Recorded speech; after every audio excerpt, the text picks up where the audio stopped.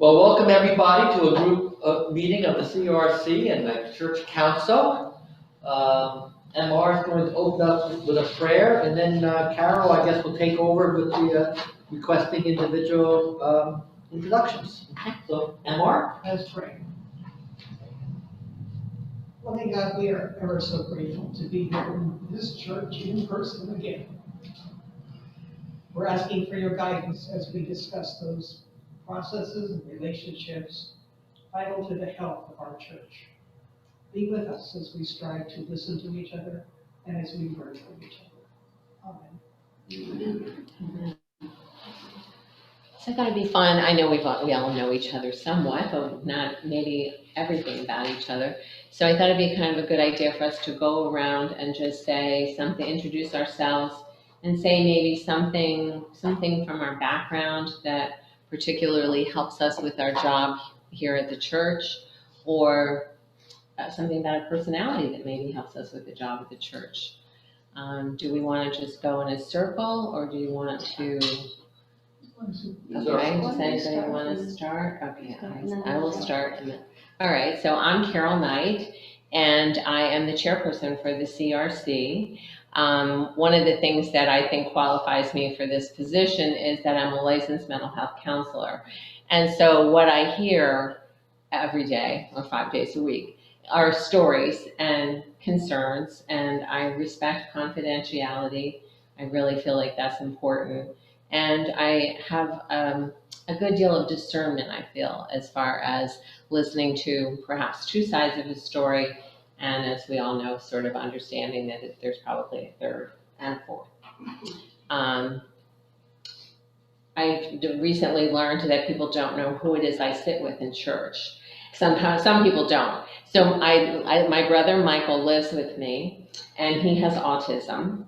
And so one of the reasons that I duck out, I come late to Zoom and I duck out of Zoom quickly, and we'll be probably doing it here, is because he gets very, very agitated by things that are really normal conversation. Like, hopefully we'll all be back together soon. He takes as, oh my gosh, it might not have, hopefully means it might not happen. And then I get weeks of anxiety from him and trying to calm him down. So I kind of duck out of Zooms early right away, because people talk about important concerns that are going to scare him to death. So that's who that guy is that sits next to me. I'm Deb D'Angelo, and I have 30 plus years in human resources. And I started doing background investigations for contractors and employees at Pennsylvania Power Line Company who needed access to our nuclear power plant. Especially if they had adverse backgrounds, maybe arrests or so forth. I would have to interview them and deal with the adversity of their background, and try to get them to reveal more information about their past. And then the end of my career, I was recruiting physicians. So I've had a lot of experience dealing with difficult people, some difficult situations, and making some difficult decisions. So I guess that's really about it. Grandchildren. Oh, I have one son and I have 2 grandchildren, and I live to see them, and I try to fly up north every 6 weeks to see them, and they're coming down for 2 weeks this year. So, yeah, I live for my grandchildren. I'm real happy, yeah, so. But it's good to see everybody again. Yeah. I have to say that I do not like Zoom, and I can't wait to be here on Sunday, so I consider you all feel the same way.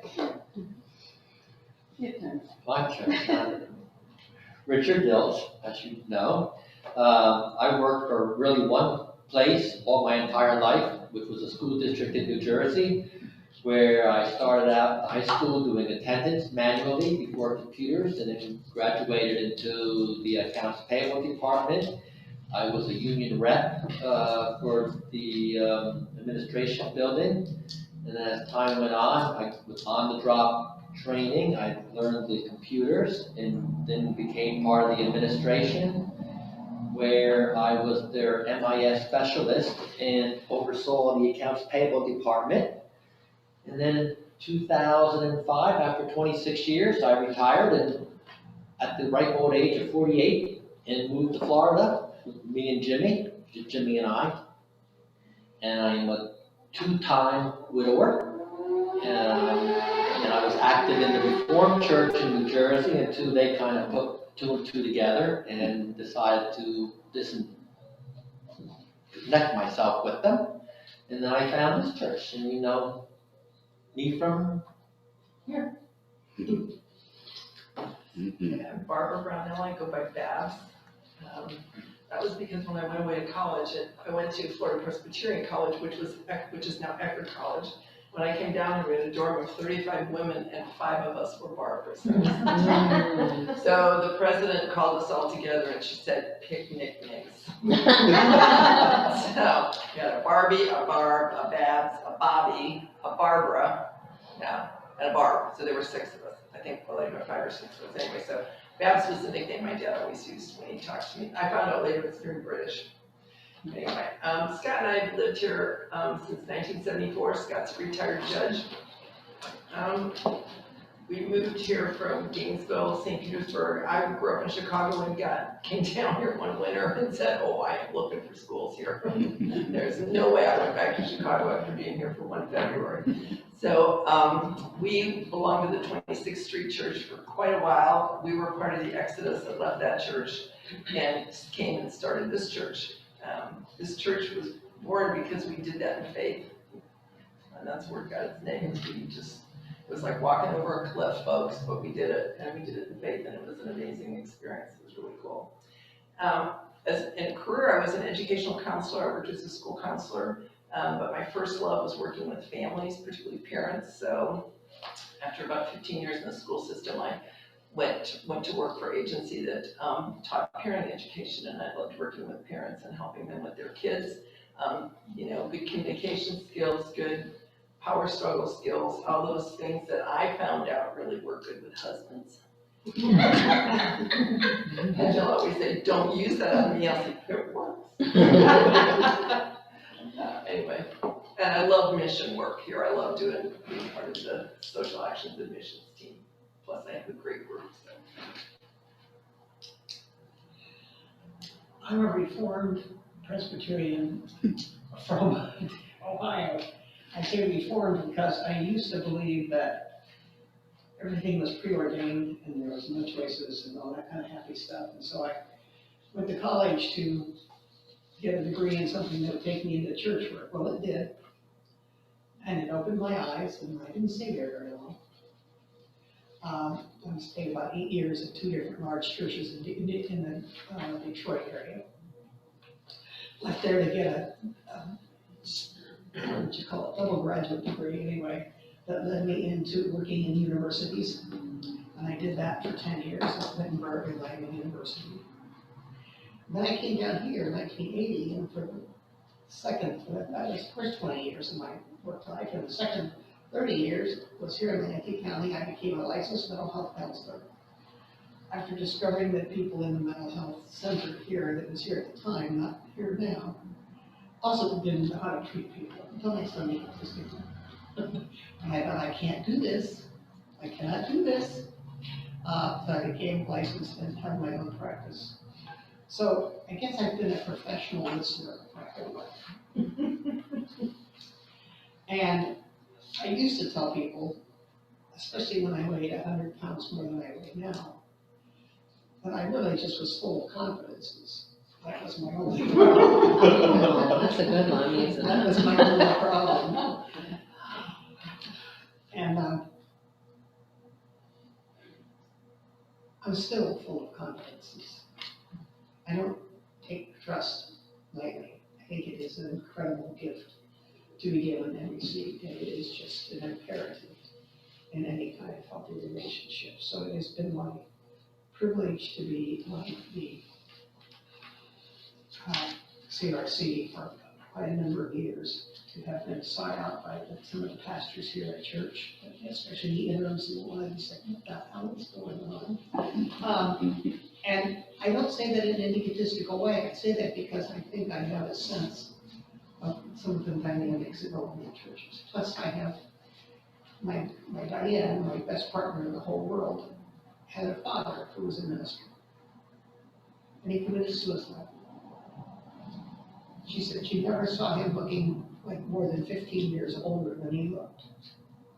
So churches are tough places, and I know that. They are also the best places. Because when I found Faith Church, I felt like I walked into heaven.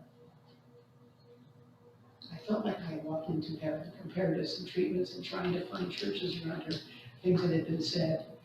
Which times I just left churches in tears because I couldn't stand anything anymore. So, I give heart and soul to Faith Church, and I was really grateful for the opportunity. Over, you're up. Okay, oh. I'm Marge Kirchner, and I've been here twice. I was here for a few years, and then the interim left, and the person who came in was like, I couldn't stand it. I just couldn't stand it, and I just left.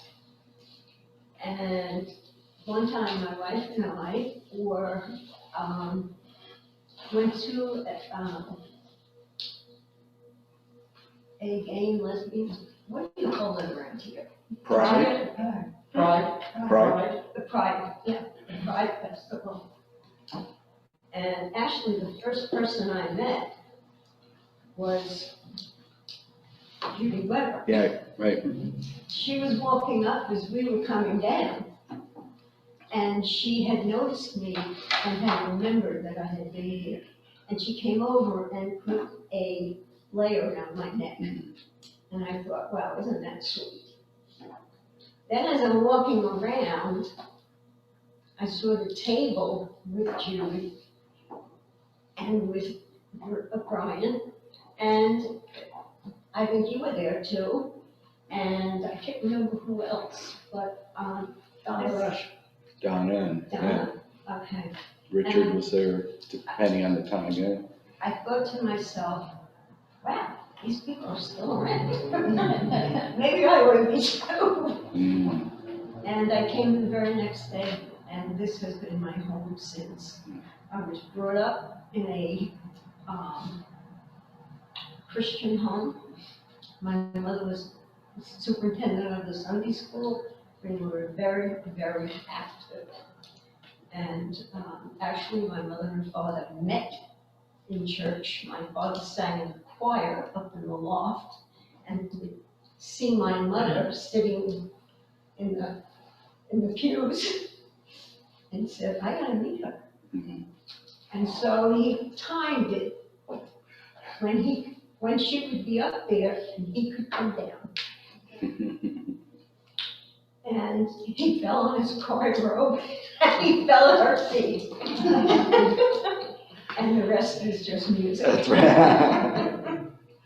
Anyway, I never wanted to move to Florida ever. Pat has always wanted to move to Florida, and finally, after a while, I just said, okay, find me a place. And she found the Palms of Minnesota, which was founded as a gay and lesbian community. And at the time it was, it's not so much anymore. But, when she found a place, we came down and I said, I don't really like it, let's do it. So we kept both homes for a while, and then we moved here actually in 17, not too long ago. But we would come down for like 6 to 10 months a year. I am a retired educator counselor. I did elementary school teaching for 22 years. And I did therapeutic counseling with young children from grades 1 through 5 for the next 13. I worked, as Richard talked about his school district, I worked for a school district that's so unbelievable. I mean, I get all of I never paid health insurance. Mm. And when, you didn't either, okay. And when we married, when it was all approved, Pat was able to get my insurance also. So that has been an amazing situation. I love this church. I love the people in it. I love seeing you all. How exciting. And I'm glad to be here. I'm PJ Weiderman. I moved here, my wife and I moved here 3 years ago, and sadly, I lost her to cancer 7 months after we moved here. I'm originally from Maryland, born and raised, and this is the first place I've lived outside of Maryland. I escaped the Catholic Church when I was old enough to tell my mother I wasn't going anymore. And then every night she did a novena to St. Teresa, and you know how it goes. So anyway, to try and get me back. But I'm also a certified mediator. I did that for the Baltimore County Circuit Court for many years. And I chaired the property committee here. And when we first moved here, we belonged to a Presbyterian church in Maryland, which was very open and welcoming. They were very progressive. And our pastor at the time, when Maryland passed the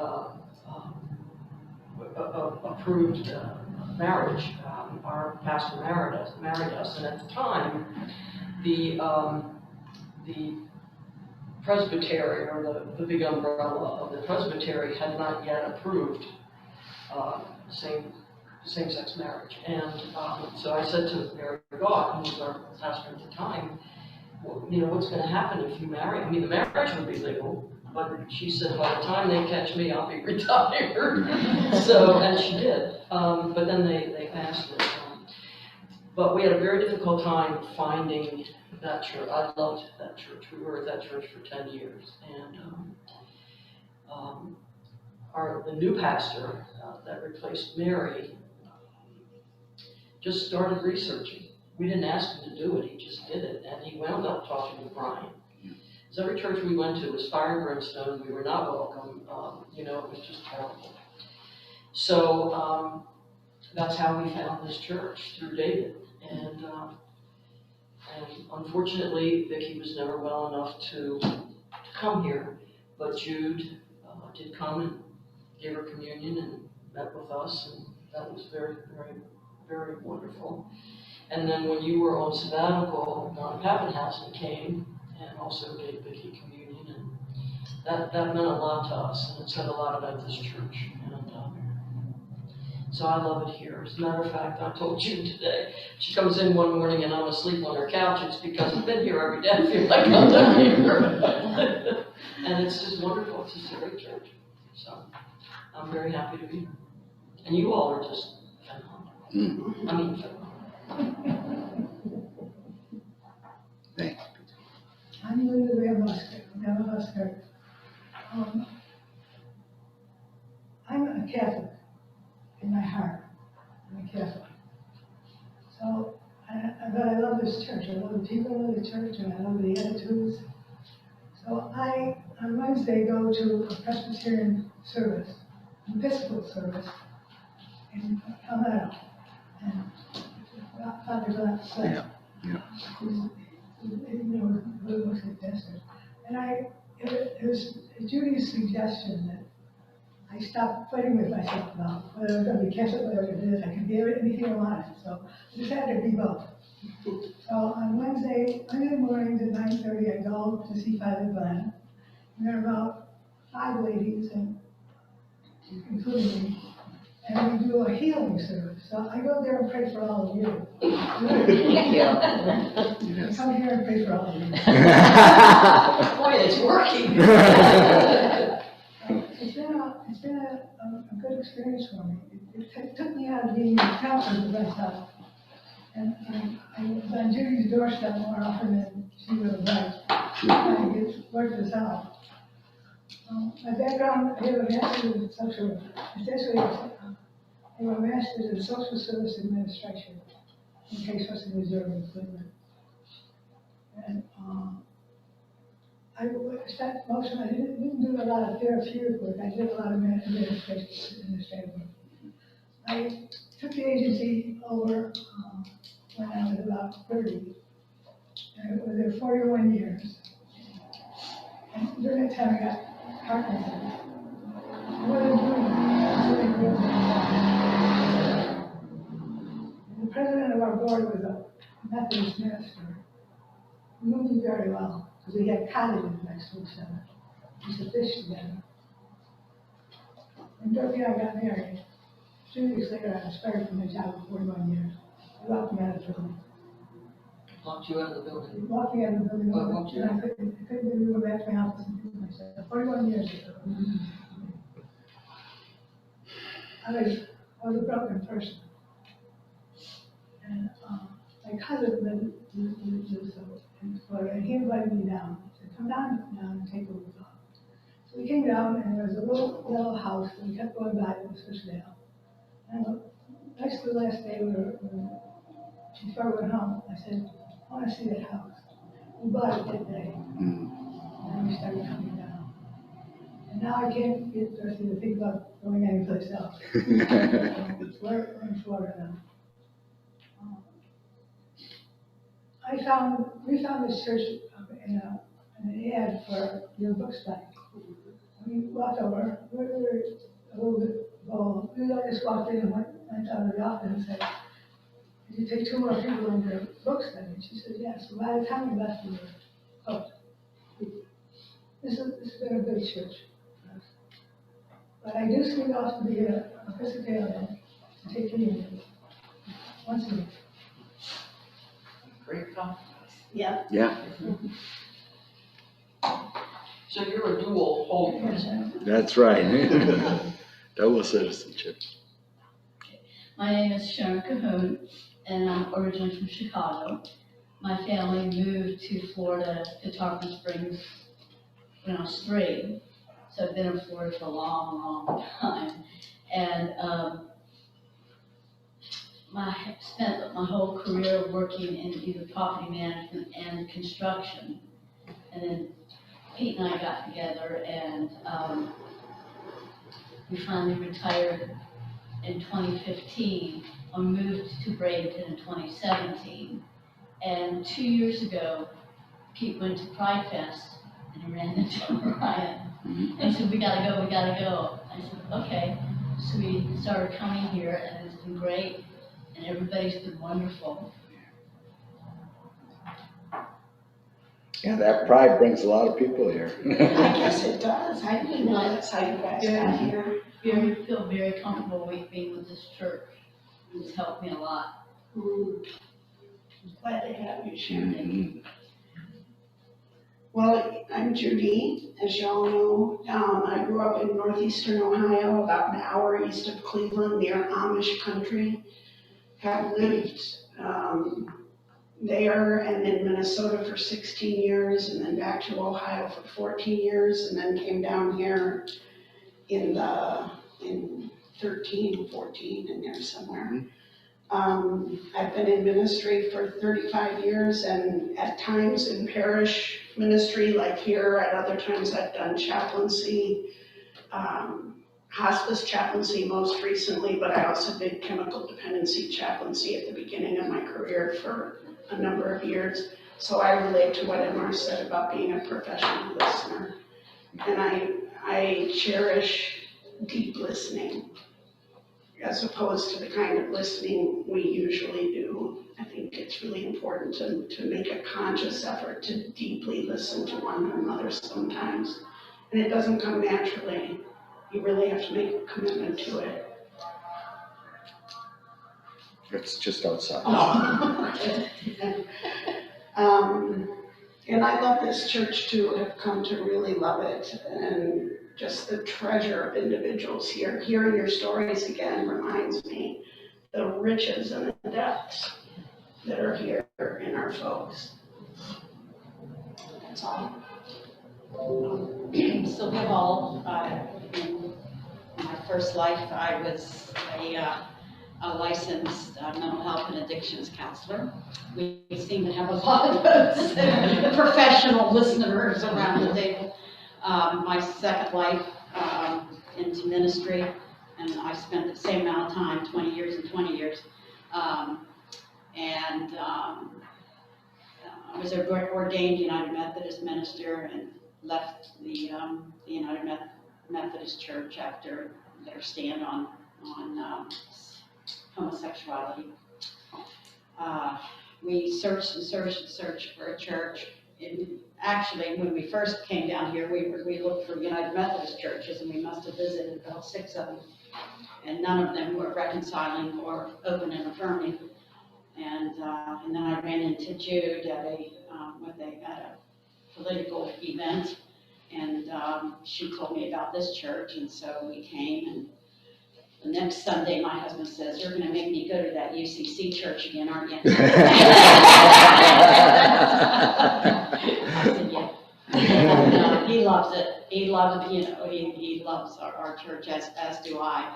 And so I am worship leader, but lately I'm, with COVID and Zoom, I haven't been doing a whole lot. So hopefully we can get back to real church and get going. Well, my name is Vicki Followell, and I've been married to Ken. It will be 41 years next month. We met in college. We both were a part of the Churches of Christ and Christian churches, New Testament Christian churches. Ken growing up, me from high school on. So I come from an evangelical background. I went to a Christian church, New Testament Christian church college, and that's where we met. But I wanted a school that had a liberal arts education. And my major is in business administration, and my tracks were accounting and human resources. And my intent for my life was that I was, as a cost accountant at heart, this started when I was not even a teenager. I worked in my parents' family business all my life. I could balance general ledgers by the time I was 10. And the thing that always intrigued me was how to determine cost and what was the value of this and what was the return on it. Well, when I realized how important people were, I had a very noble plan that I was going to take my very good accounting skills and my cost accounting and prove the intangible value of human resources to every company that I came in contact with. And I made some success in that. It was definitely feeling like they were looking at somebody with 4 heads. But, I could lay out proven facts about a long-term, sustainable, continued employee cost us less, even though they got paid so much more. But they cost our company less in time absent, all of the other things that go along, and how much experience had to do with that. That was for the few years in my life that I've been employed by someone else. From my childhood, it was a self-employed business. Ken and I were on track to do something entirely different in our life, and my family became gravely ill, and we came back to Florida to try and help. And we stayed here for the first year and thought, okay, we'll get them settled. And then Ken, being from the Northwest Indiana, said, I kind of like it here. I was born and raised in Bradenton. I was born right at the hospital at the end of the street. And other than my college years and, short stints, I did a job contract in New York for 90 days after I sold my first practice. But I've always lived here. So this is my town. I'm not going anywhere. I tell people that I meet that are new to the area, if there is anything you want to find, buy, or learn about, you need an Indian grocery store, I can tell you where to go. You need to know what's the best taco place in town, I can let you know that. So that's my contribution to the world.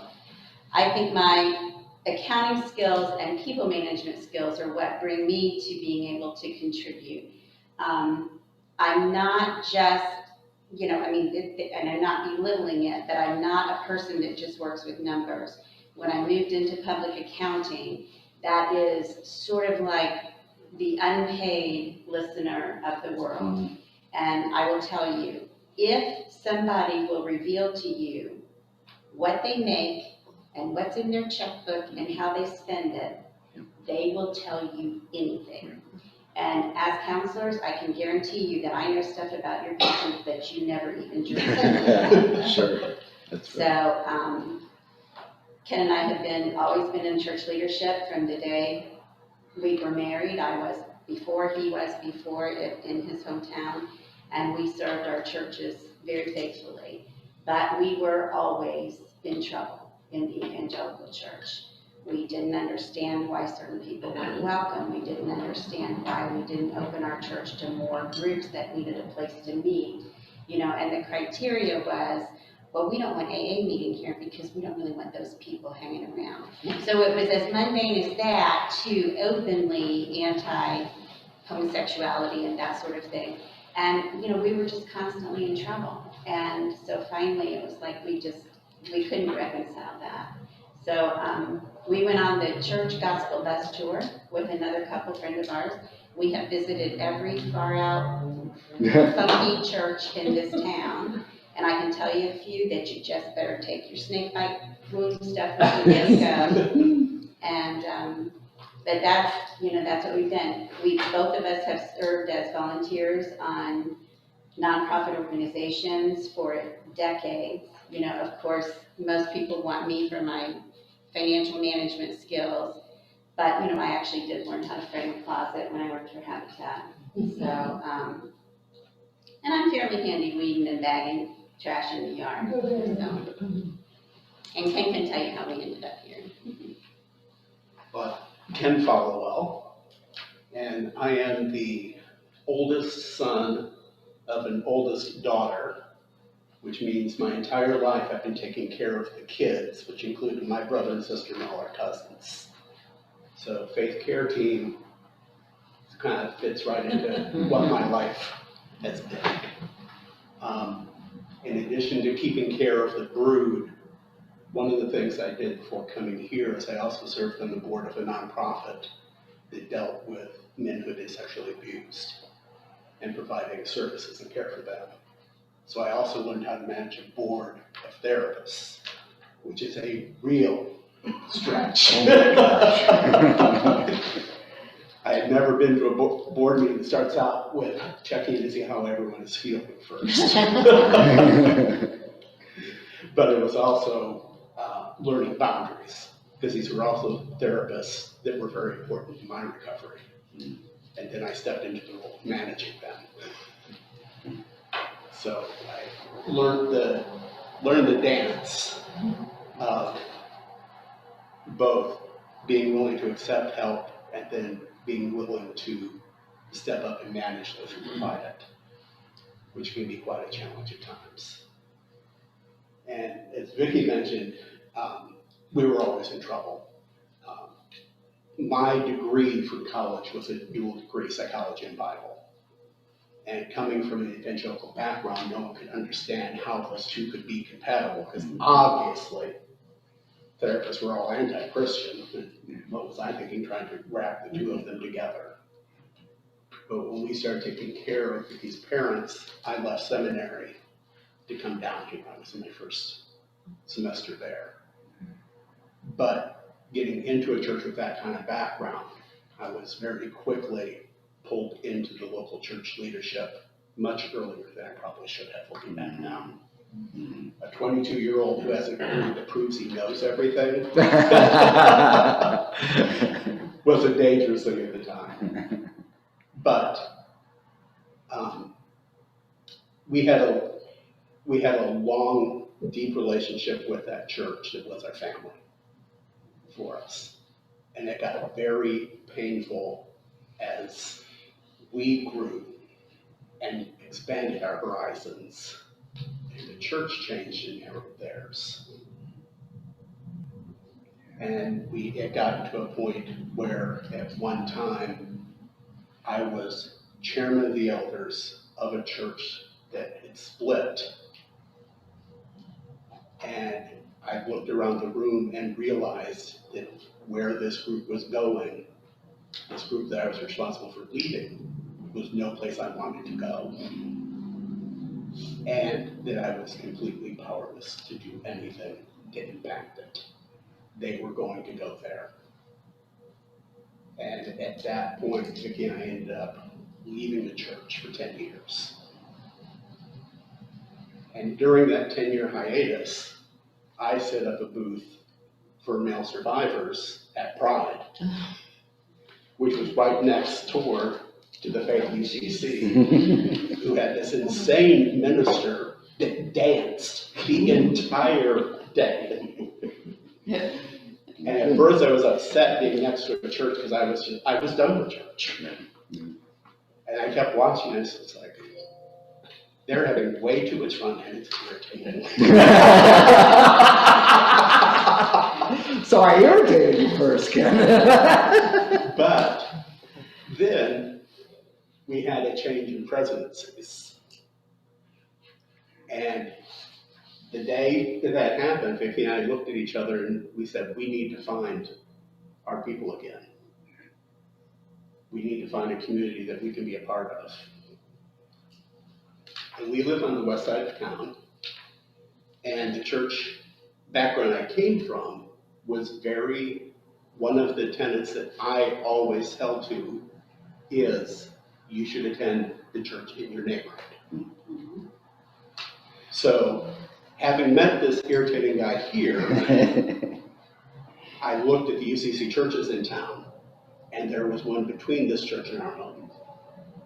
And we spent 2 years at that church because I wasn't going to drive by a church that believed what I wanted to go to one that would be different. So I didn't even come here first. But when I showed up at the UCC church, Dr. Bob preached a sermon that morning, and he started out telling all the things that UCC had done wrong throughout their history. And all the things they had learned and grown, from burning witches to ordaining the first black man, the first woman, and showing. And when we left that sermon, it's like, this is a church that learns and grows and has their eyes open. These are people that we can be with. And we stayed with them until the building sold, and we hoped that they would follow when we came here. Because in our estimation, it wasn't sustainable. But I've started a church. I know what it takes. And I'm not the age that I did it. I also knew I wasn't willing to do that work again. And, people were looking at me, well, you've done this and you can do it. It's like, 20 years ago, yes. I don't have that. So that's how we've ended up here. And the only regret I have is that I had that stubborn part of me that didn't want to drive by a church to check this one out sooner. But I think that's admirable. Yeah. It really is. Mind you, Ken's childhood church was at the end of his block. Oh, okay. We're talking, you don't go past any church. Right. That's right. Dorothy, would you like to unmute? And you're next in line if you're okay with it.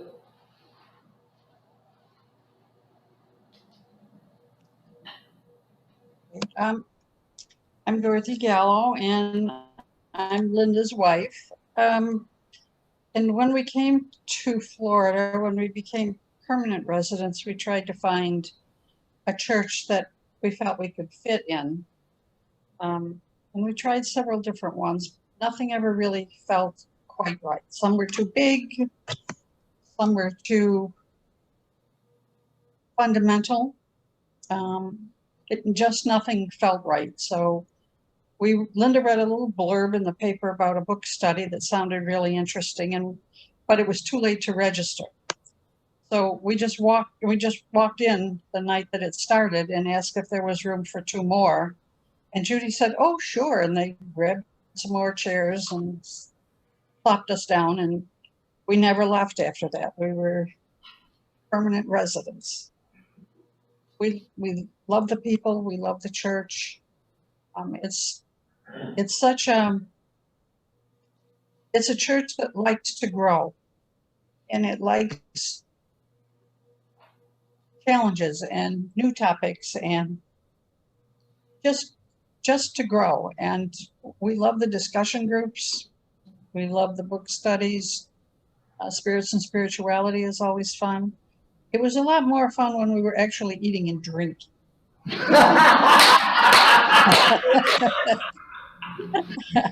And I'm sure we'll get back to that one of these days.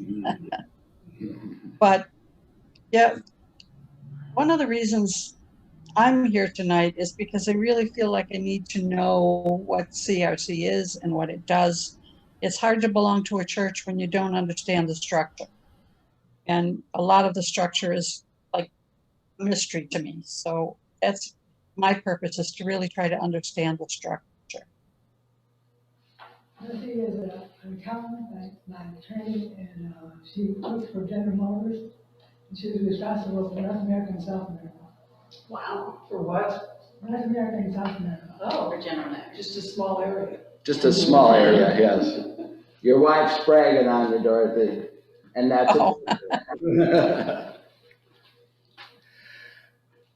Well, I've been introduced as the crazy dancing minister, and that's all you need to know about me. Okay, next I would like to talk about structure, and to do so, let me just mention my first career was in media, mostly video production, so you're all going to get a PowerPoint, because for me, I'm a very visual person, and I think sometimes pictures literally can say 1,000 words, so that's why I love to do PowerPoints. Where's share screen? Right there. And you, and share. Okay. Ooh, I forgot this. Okay, it's full screen over there. Did it go away? All right. Think about this.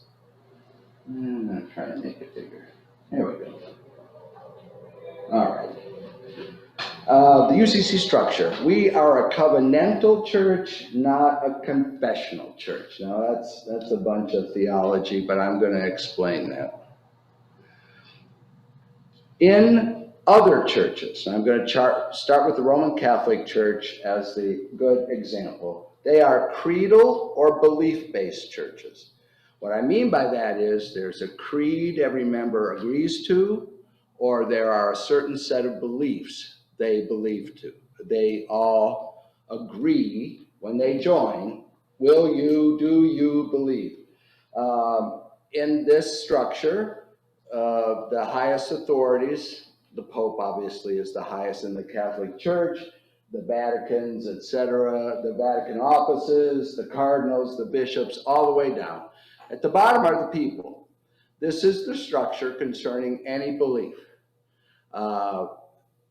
The government mixes a little bit, and obviously some clergy are powerful maybe than it moves a little bit, but this is the basic understanding of who's in charge and who's going to tell us what we believe. And if you buck the system, you will pay. This is not just limited to Roman Catholic. This is the structure of the United Methodist Church, and I will defer to my former Methodist colleague on that. But at the top, and again, they're a little bit different. The General Conference is what makes the main decision, but there is a president, right? Yeah. But the General Conference is the big thing. That's where the big fights have been. There are other executives. They too have bishops, and the bishops appoint the clergy. Most of the time, that's the way it goes. On the left, there are some churches that are more powerful than the clergy. So some clergy who make a lot of trouble might get kicked out because the church pressures the bishop and says, we're going to get rid of this one. And this can be in an individual church too. The mega churches are very much hierarchical. The senior or founding minister on the top, the executives, key givers, paid staff, lay leaders, the music leaders very high, below them, the people. It doesn't even have to be a big church. In many African American churches, this is very much the hierarchy. The senior pastor, it just goes right down and what the senior pastor goes. So, those are the creedal churches. Who are the covenantal or relationship-based churches? Not that there aren't relationships in the other one, but literally their government is based, everybody's got to sign on.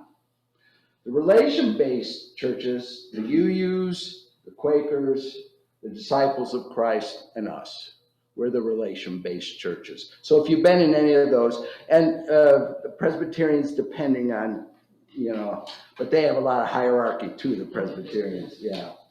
So what does that mean? Well, okay, number one, what do you notice? This is not an up and down structure. This is a side to side structure. But even with this, the individual person is the highest. I can't tell you what to believe about anything. You have freedom of conscience. That is one of our tenets as a congregational, democratically based thing. Persons are members of a church. A church elects various people, the council, including the moderator and the other officers, and as well calls pastors. This group is here to serve this group. They do not tell them what to do. They tell them what to do. And both ways. That's part of the structure of this. It's not a, you got to go through this to go through that. One of the reasons, for example, we call our head of council moderator is because you are not a president, because a president assumes some sort of hierarchy of power. A moderator is a moderator of equals. Everybody on council is equal. Everybody has different tasks. The executive council has to do some of the financial things. Do they have more power? No, they are an executive of equals. And you can see over here then who the national office and the Florida conference serve these three as they serve them, and vice versa. They're all connected. Now, one of the reasons we know it's not hierarchical is this, that there are connections. A person can come right to me. They don't have to go through some sort of church council. They can come to me and argue about, what I said in a sermon or whatever. That's a direct line. Somebody, the moderator, can call the national office and say, look, we're having trouble with this kind of thing. Have you got some ideas for us? Or the treasurer can call the Florida conference and say, we want to do an endowment. How do we do that? You don't have to go through anybody to do it. And I don't know what I just drew, but something else.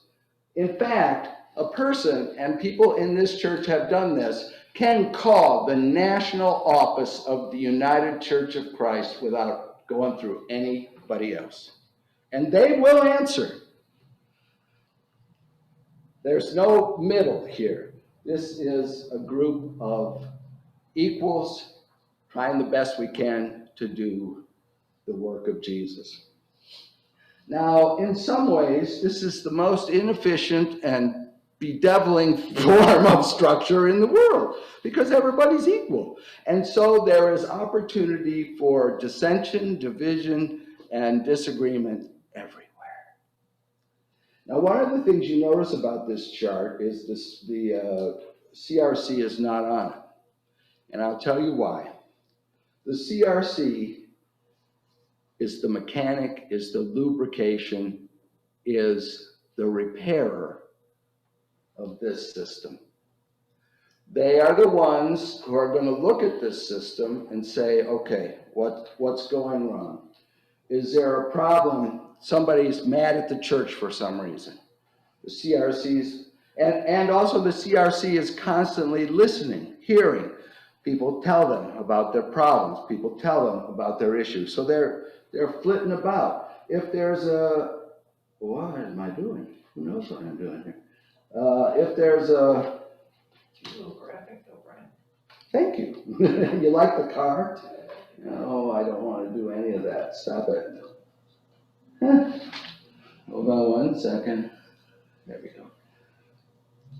If there's a problem between the council and the financial secretary, if there's somebody worried about the financial secretary, then the CRC is gonna hear those things. They are the ones that hear those things. They are the committee to which we go with concerns about how things are going. So, and somebody will talk about this later. There was a situation in one church I had where there was a financial secretary who was beginning to make mistakes in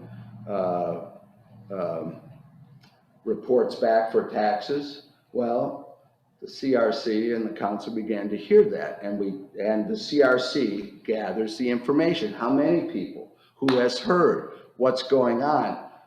What can we do about it? That kind of thing. Same way if there's somebody having trouble with the pastor, or, and this a reminder, if a pastor has some trouble with somebody in the church. This goes both ways. For example, when there is a problem here, the CRC will hear it from several people, will bring it to the pastor. Now they will bring it without names. Why? Because the pastor of this church is charged with loving every member with the same fervor and acceptance. I don't need to know the name of the people who think I'm a crazy dancer.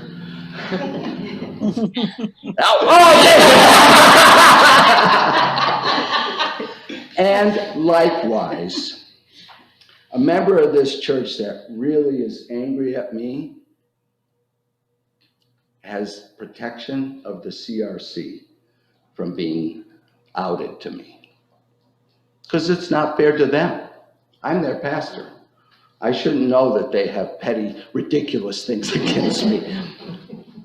But if there are things that they keep hearing about the sermons, that everybody loves Judy, but 20 people come and say, I can't stand Brian's sermons, the CRC is who hears that and who will confront me about that. They are the lubrication. And the reason they're not in this structure is sometimes they're not. You know, there have been some meetings with them, and part of their job is to help pastors with their professional growth. And blessedly, sometimes there have been months where there's been no issue.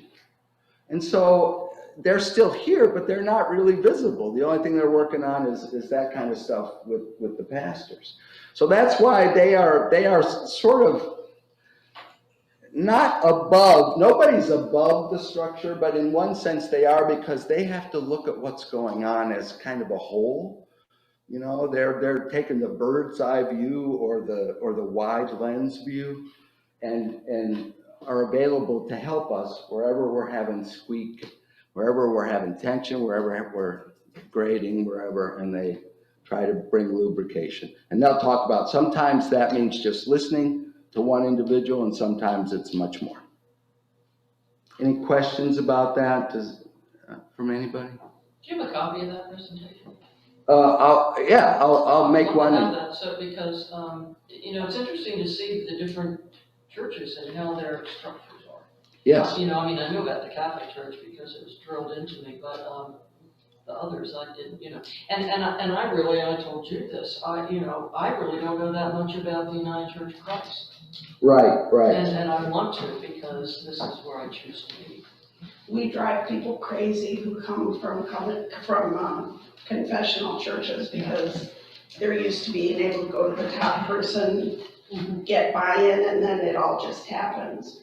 And here, as you know, you come to us and we say, take it to council. The council is the senior pastor. So everything takes much longer and it's much more complicated. But when there's eventually a decision made, it's usually a better decision. Thank you, everybody. I will turn it over to the PRC. Brian, can we have a little more light? Which one? Yes, I'll get it, yeah. Brian, may I, while you're there, Yeah. I ask you, Possibly sorry, Jude. Turn the fan down a little bit. Yeah, No, that's a good that's idea. It's getting. Yeah. It's messing up Richard's I hair. know that. Oh, one. I'm sorry? It's messing up your hair. Yeah. Do it right off. I know what's gonna help this, I'm gonna get you these private fan from the club. No, I've got one here. Brian, I've got one. Oh. I'm fine, I'm not hot. He doesn't care, he's getting the fan. Yes, whether you like it or not. Right. Carol, how many members are on the CRC?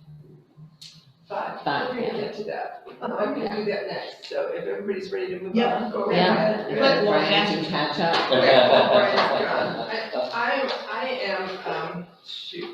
I am very tactile, so where Brian had audiovisual, I have handouts. Because I have to hold something. So what I'm gonna talk about in the next couple of minutes is the role of the CRC, the composition of it. And then I'm gonna go a little bit real quick into protocol. So the first thing I'm gonna hand you is just some things to know about the Church Relations Committee. And I'm just gonna pass these really quick. I'm gonna really summarize it really quickly, but you have it as a handout, you can refer back to it. It's a standing committee. The Church or Congregational Relations Committee is a standing committee of the church for the purpose of supporting and maintaining an open and healthy relationship between the pastor and members of the congregation and among members themselves. The goals of the committee are the professional growth and well-being of the pastor, promotion of mutual ministry between the pastor and the congregation, and the promotion of healthy relationships among members themselves, all of which enhance the effectiveness of our church's mission. Now I'm going to read you the bylaws, so try to stay awake. The Church Relations Committee shall consist, pay attention to my typing, I did it this afternoon before nap time. The Church Relations Committee shall consist of 5 members. The pastor shall recommend 2 members for appointment. The church council shall appoint 2 members. 1 church council appointee and 1 pastor appointee shall be appointed every 2 years. That's the way 2 members rotate out every year. The chairperson is chosen by the committee itself. The moderator or the moderator's designee will serve as a liaison to the committee. That is the 5th person. Our committee was designed to be small enough to deal with sensitive and confidential issues, and yet large enough to be an effective resource to the pastor and the congregation. Some churches have larger, they call it Pastoral Relations Committee. My brother's church in Chicago called it the Pastor Parish Committee. It's the same beast. Just as a little aside, when Brian was talking about the structure of our church, I've been a UCC member pretty much my whole life. I was a congregational Christian until 1954. I was 6 when the church voted to become the United Church of Christ, and I can remember that vote. That was a big deal for my family. There was a lot of talk about it. But my mother was a Methodist. So my father was too. Anyway, my father always used to say, he was always very involved in church governance, my father always used to say, oh, it's so messy, it's just like a democracy. It's so messy, and it requires so much communication among memberships, among teams, among pastors. It's just, that's the big challenge. When you're top down, communication is all one way. Yeah. When you're structured the way we are, it's hard work to make sure that we're communicating well with everybody. We don't always do that, but we try to. So, I think that's good enough.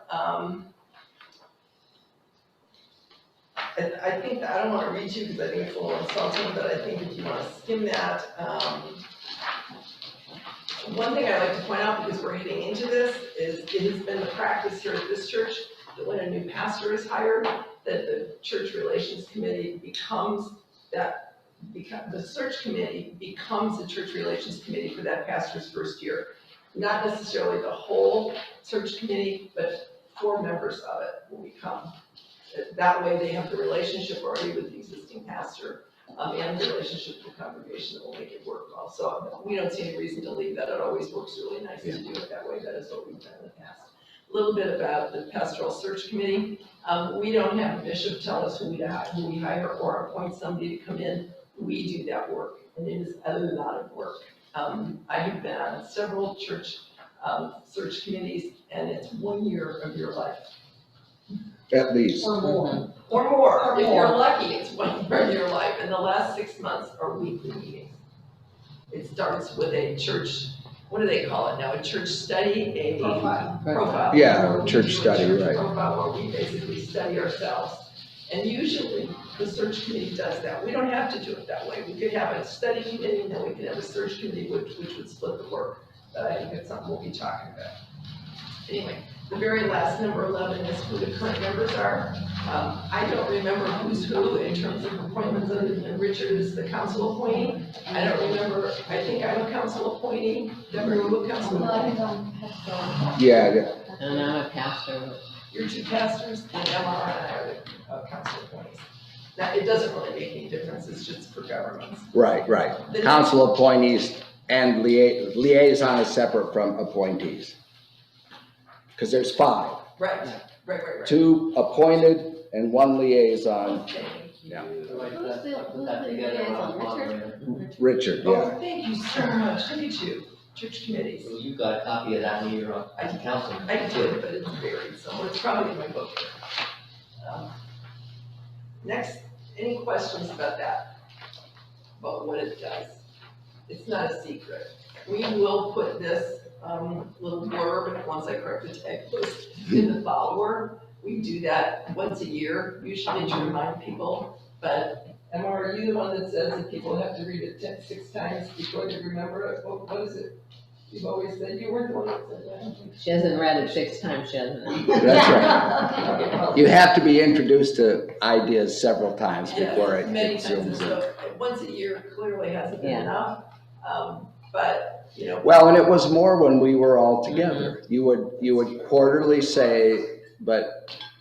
There's that communication again. Yeah. So now I'm gonna pass out just the membership qualifications.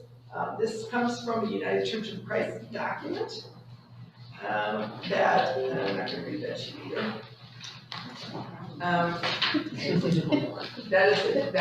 It was called the Pastoral Relations Committee. It is a very thick booklet that we use as a reference for the work in the committee. And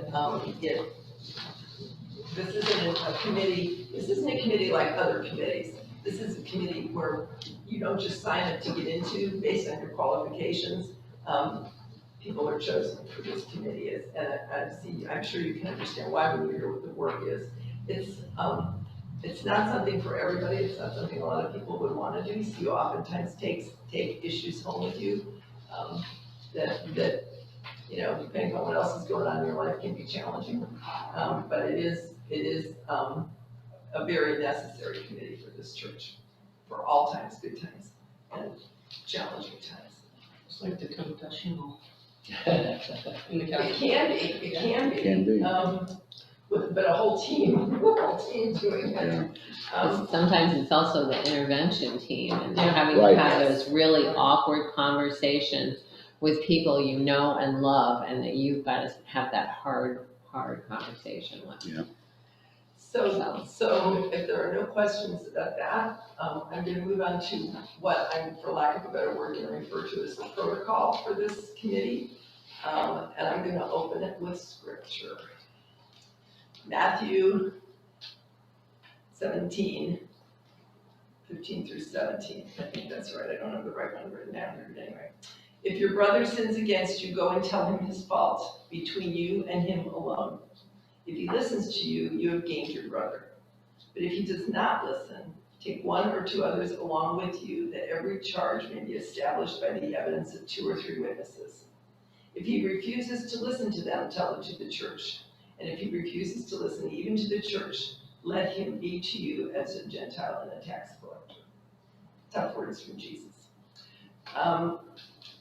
All churches experience conflict. In this passage, Jesus gives us a template for dealing with someone who has wronged us when we are in the body of Christ. And he lays out a process that begins with seeking one-to-one reconciliation. The Church Relationship Committee can offer members support in this process. CRC members, either individually or as a committee, are able to support members at any step along the process in these ways. We can advise and support a member seeking to talk with another over perceived wrong. We can accompany a member to a meeting to talk to another. And we can talk together with involved members to facilitate healing and solution to the problems. Those are really the three big things, and I'm sure there would be other ways in there that would fall in a different category, but those are the three main ways that we can work to keep healing within the church and openness in expression of wrongs or even misunderstandings. I think wrong is kind of a strong word here, but the Bible's pretty strong. The only effective resolution is for those in conflict to engage with each other, to be direct and to be willing to listen. Listening is mentioned 4 times in this scripture. In the age of electronic communication, I am finding Jesus' approach is more important than ever before. We have a contemporary conflict resolution model that focuses on getting the parties to listen to each other, even preserving for them the option to disagree.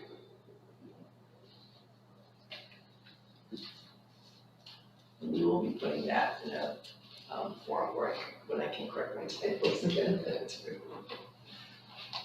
Don't you have that little thing on your computer that says text on? But I always forget to do it. Thanks for reminding me though, PJ. Yeah, and that's when things happen, like my last name becomes dangerous. Oh, yeah. That's right. This was the day That's where I right. didn't have children to e-learn by special dispensation because they're doing testing at school. And I'm like, I've got the data right at the start. I did, that was me, wasn't it? Yes. Sent Yeah. an email to Deb D'Angelo and it auto-corrected to Deb Dangerous. My tagging, yeah. I like it though. Yeah. That's Oh, yeah, it's exciting. great. Are there any questions about those? A little bit of clarity of the role, what the committee's about, what the protocols are. Yeah, it's a mediation and conflict resolution. Yeah. Somebody who's in mediation.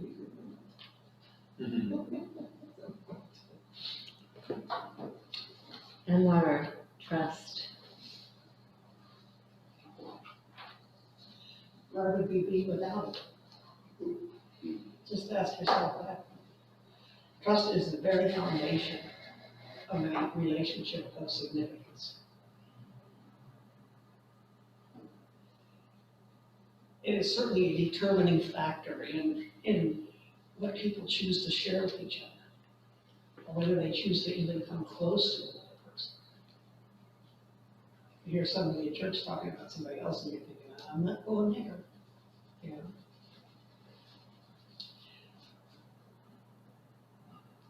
Simply, trust is the glue that binds people together.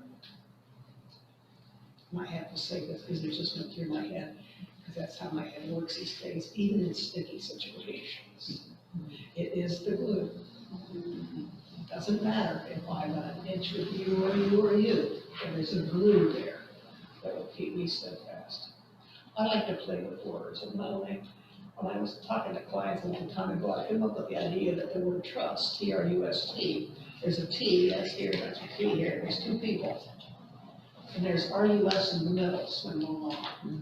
And that R-U-S stands for, are you safe? And I swear to you that I have yet to be in this. You want to work on a hard committee, you just get one. That's relations, it's a hard committee. It doesn't, it's worse than potato pies even. No kidding. Even in the worst of times, I have yet to be concerned about the trust in any of the CRC committees I've been on. I have not seen a problem anywhere with that. Trusting the CRC enables our pastors and the members of our church to come to us when something comes up.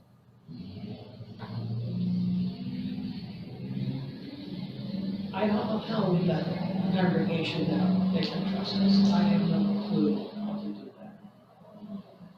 except they need to stand up and say, you can trust us. Folks, you can trust us. We've been through thick and thin. We are complex people, things happen. But they shouldn't have to muddy the waters of the church. As those things get, people have need to talk, and so then it becomes bigger and smaller, you know about that telephone stuff. And so we come back to trust. Trust is sharing our stories, trusting you when we accept it and respect it, and I can promise you that with the CRC, they will be.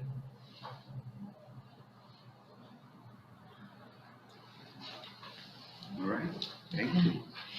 And I think what we're doing here tonight is exactly what Babs was talking about with the scripture of come to, is that we're coming face to face with one another and chatting and learning about each other and understanding more about each other. I know that, I think I'm going to guess that everybody in this committee has had somebody come to them from the church to say something of concern, and that that the person has come away saying, I was nervous about doing this, but once I sat down with you and got to know you, I felt more comfortable talking. And I think that that's the piece that we can all spread that news, that if we've got to try it, we've got to just take a little leap, inch out a little bit to figure out, can I trust this person? But don't go on gossip, don't go on assumptions based on something that you don't know. Try it, try the person, because there's more to that person. And so, and you may get some satisfactory results from that. That, which is a great segue into, okay, you were the video person, you're the tactile person, and I'm the group therapy person. So let's have a conversation about those anonymous reports. Because I know that you guys hear them, we hear them. It's so hard, isn't it? Somebody said to me that you that so-and-so did such and such, but I can't tell you who and I can't tell you what, but you need to fix it. Oh, well, what do we do with that? Or I'm really, really upset about X, Y, and Z, but you may not use my name in this. What do we do about that? Because our goal is, of course, to find out, is this true? Because there is such a thing as gossip. It happens in churches, for sure. It happens in any group. Am I to just take somebody's word for the fact that so-and-so did something horrible to someone else without somehow checking that out? No matter who they are. And MR and I have been in this church for a long time, Babs too, but MR and I had a pretty big issue with the church. There was an issue. And she said to me, she came to me and she said, I know you to the core, and I trust you. And can you give me some evidence? Do you remember doing that? I respected her for that. Even though she knows me inside out and upside down, we've been through thick and thin together, she still wanted the facts. Are we doing that, or are we just kind of taking that? And that had to have been a hard conversation for her, but it was the right thing to do, and I respected her for doing it. And I think that we have to do that, because no matter how trustworthy the person is, they still may have misinformation, or they may have it a little skewed. They may be emotionally involved in something. So what do you do? What do you guys do when somebody comes to you and says, I have to tell you something, but I don't want you to tell who, but I want you to either fix it or bring it up? How's that work for you? I tell them I don't want to listen. I've told people I'm not going to listen to it. They can't lay the whole story out. Don't come to me. That's a good option. How about from my other Well, people? having been an employer for the majority of my life, I do conflict resolution constantly. And if you and Deb work for me and you come to me because Deb is doing something that's compromising your well-being, the company, whatever it is, and because you're the one that's brought it to me, then what I would do, I would talk to you until the point that you felt comfortable to tell me what department I should start in, or where I should go if the word is not there at all. I can also have my trusted team within the congregation and ask them, have you heard anything about Vicki having an issue with someone else in the church? And MR and Babs are gonna say, yes, we've heard about that. So that's gonna give you evidence. But in the end, once I learn that it's Deb and that she's selling company secrets to the Russians. That's why she's Deb Dangerous. I'm gonna go to Deb and tell her, this has been brought to my attention. Could you tell me how anyone could believe that? Now, I've put her on a position of being the one to inform me about it first. But I can't do it until I get some evidence. But I would think a committee of 7 people, 5 of you and the pastors, would know that kind of gossip in the church. I just would not find, unless it was just so isolated a situation. Like, I hate the shoes Sharon wears every single Sunday. I can't believe she wears those. I could discern that that would be a stupid comment. But I can also know that if somebody is heartbroken and comes with a real concern, that I would need to put my employee management skills to work and find out more about the situation. And if I interact with them in a way that they can trust me to tell me, likely I'm going to get what I need to begin investigating. But if not, then I'm going to ask them how they would handle it until they see the absolute inability to resolve the problem unless they're willing to share more details, more information. And what I love about what you're saying is that you're putting some of the onus on me as a reporter.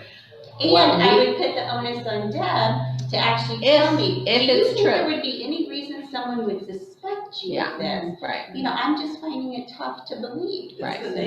Right. And so again, you're having the dialogue, but you're holding the reporter responsible. Unfortunately, sometimes the gossip chain doesn't have any responsibility and doesn't want to take any ownership. And that's where I think we see a difference. Is you're holding my toes to the fire. I've come to you to report something. And so you're going to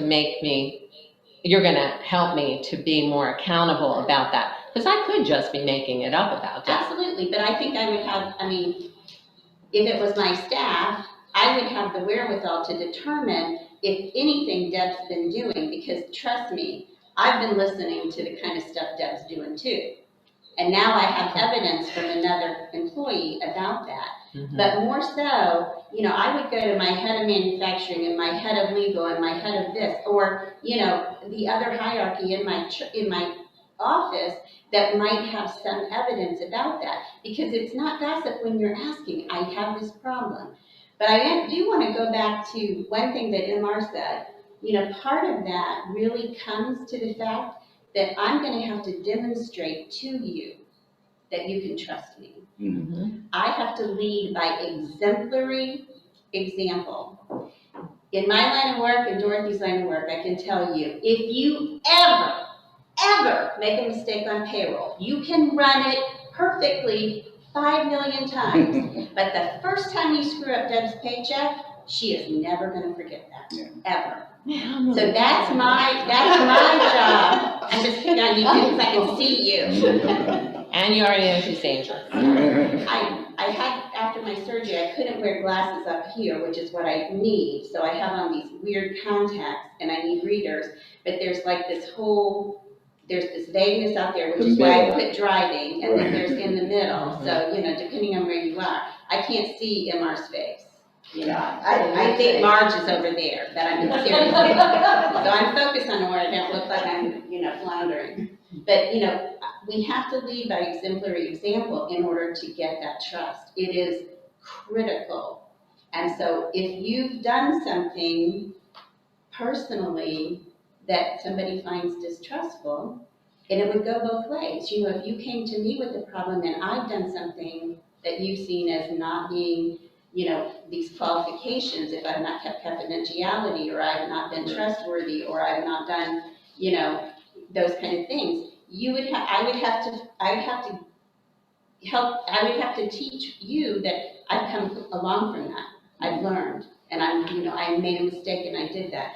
But, you know, if you come to me with that kind of history, you may not get the same consideration that I would give MR, because MR behaves in a way that I've never questioned her to be a gossip. And that's human nature. First of all, Deb, if I were you, I'd be the last one to leave this meeting.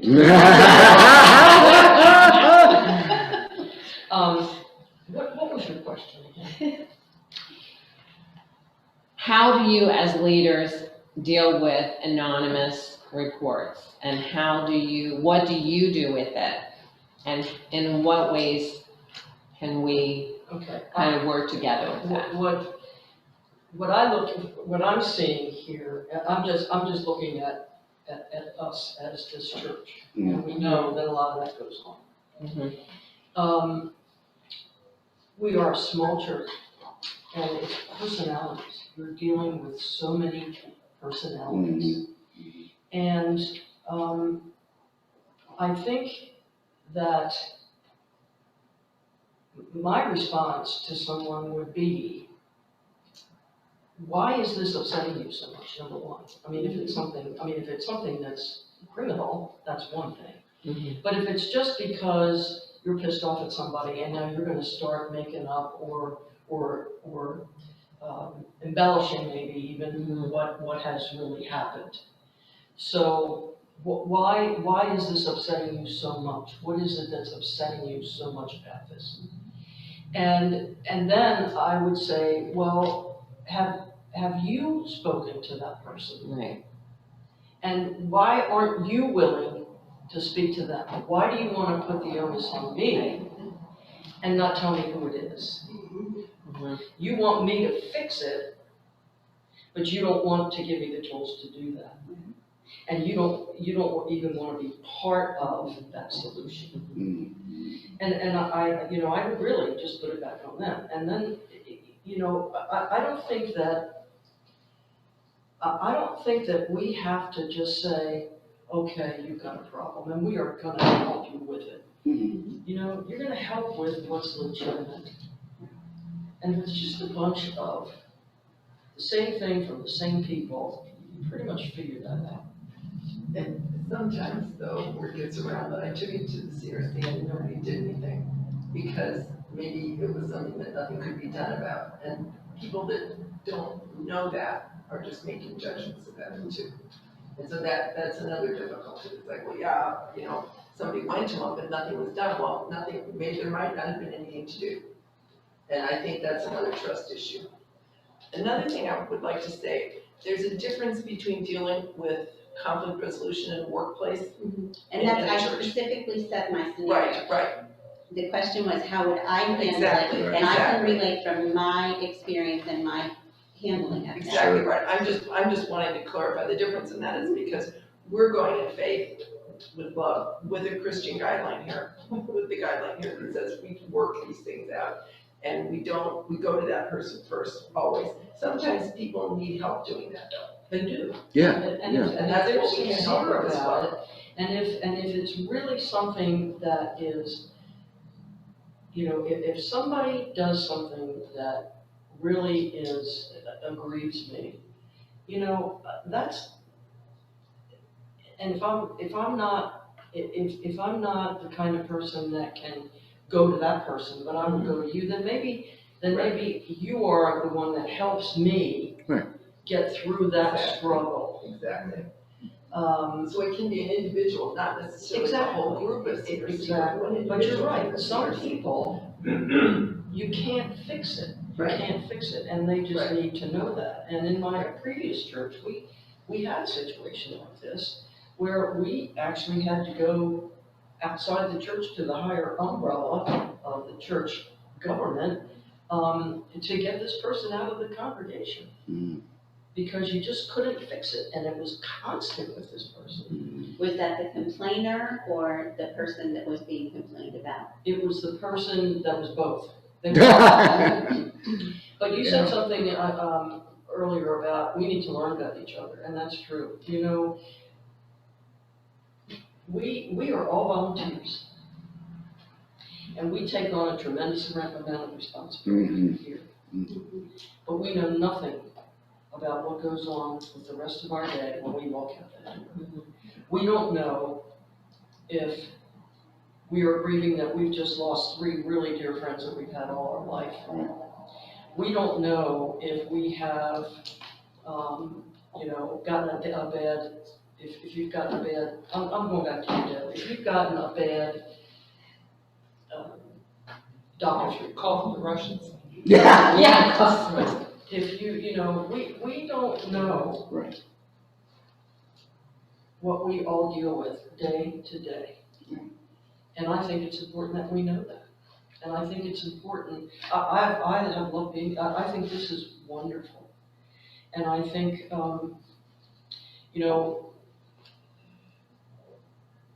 COVID has created, on top of all the stresses that we already have with what we do every day, it's just put another layer of cement on our heads. Absolutely. And the stress and dealing with that in our own personal lives has made it impossible for some people. And I think, we're having a council retreat in my house, just for the council members. And that's what I'm hoping that we're gonna do, and that is we're gonna get to know each other. We're gonna get to learn about each other. Because you have to learn a person, to work with them, to trust them. You can respect the position, but I don't think that goes far enough. I can respect the president, but I don't have to like him. But I think that's wrong. I think you have to respect that person who is in that position because they've either been put there by vote or whatever. You're not gonna go home with them. But I just think that the conflicts are brought on by so much that's exterior and some that's interior. And that's personalities, not knowing each other. Not understanding the roles. It's very interesting what UCC does. And that is, and I've said this before, in my careers, I've been on every board but the ironing board. And I know how they work.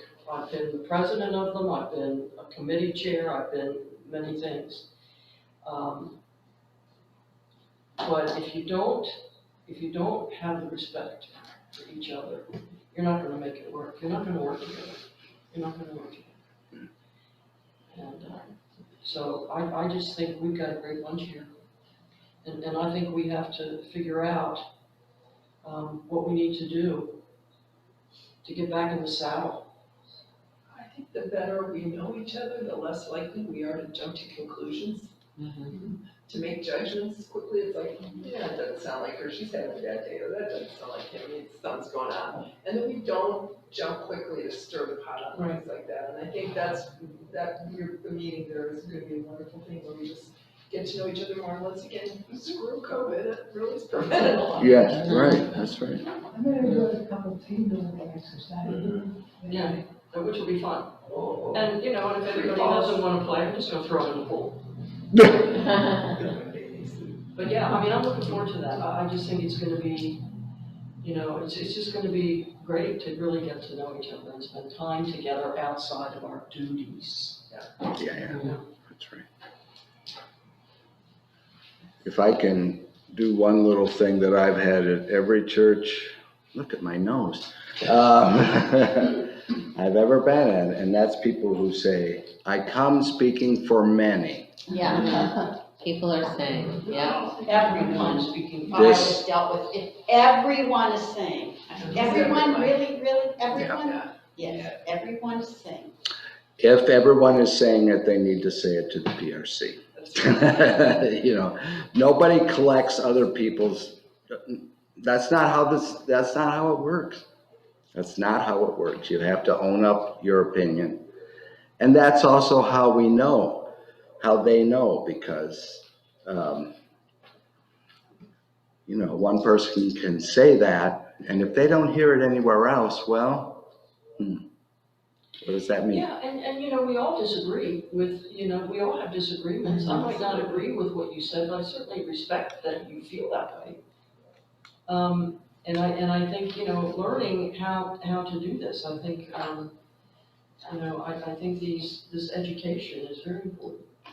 Well, I also think, instead of there just being 5 of us people trying to be aware of where the fires are and how they're gonna put out, if we can enlist you into being extra sensitive to those fires, and sometimes, I swear to you, in the past, I have thought, I could see the pews move, when people are grinding about stuff, you know? But if we can enlist more people to be listeners, so that you can say to people, you know, there's a place you can talk about this, you can, you know, because And if they trusted you if they came to you with it, you might be the one to say, hey, let's go talk to the person that you're upset with. I'll come with you. It doesn't have to be that we escalate everything to the CRC. It can be just that, you know, okay, you trusted me with this concern. Have you talked to the person? Have you asked for what you needed? Have you done this? No, but, you know, kind of. Well, and sometimes it's just, you know, I mean, I'm sure most of you know, I have the patience of a gnat. Literally a gnat. And, you know, so there are times when, you know, I just get frustrated, but not necessarily with the person, right? But with the situation. You know, I'll give you a prime example, and I've told her this too. We would have council meetings when Cheryl was so I've told Cheryl this, so I'm not saying anything else out of school, but I would say to her, Cheryl, if I had to sit through another 10 minutes of what kind of cupcakes are coming to the thing, I'm gonna scream, you know, and she would laugh about it, but that's just my impatience, you know. I'm like, if I ask you what time it is, don't tell me how to make a watch. You know, that's just me. But if you know that, you know, I mean, I used to, in my employment, you know, my boss used to look at me, and I knew the look, and it was, breathe. Or she would write it down, and it was just one of them. You know, but that's just me. So. Well, you own it, that's good, and thanks for warning. Hey, anytime. I haven't really noticed it yet, but I'm gonna start looking for clues now. I once threw a Christmas tree over a balcony, totally decorated, because I couldn't get the lights off. Oh, and I couldn't, and they kept sticking me. And I was in an apartment on the top floor. And my partner at the time kept saying, just calm down, let's just do this. Or she would say, if you would do it this way, and that's right over the balcony. Hey, you get no decorating for Christmas. Guy downstairs came up and said, PJ, did you know you just fell over the balcony? And I said, yeah, because I threw it. And I said, you can have all the decorations and all the lights, don't bring them back. Yeah, no, I don't want to decorate your tree. So. Thank you. I mean, this is great. This is great. Okay. Well, PJ's comments are the perfect segue to what I want to talk about, which is people as human beings, okay? And addressing concerns and challenges of change in ourselves as human beings. So because I have a lot of experience in human resources, but all of us here are familiar with performance appraisals, right? Mm-hmm. We've all had performance appraisals, and obviously they list your strength, and we don't say weaknesses anymore, that's not politically correct. It's areas of challenges, okay, areas that need improvement or challenges. Growth, yes. So,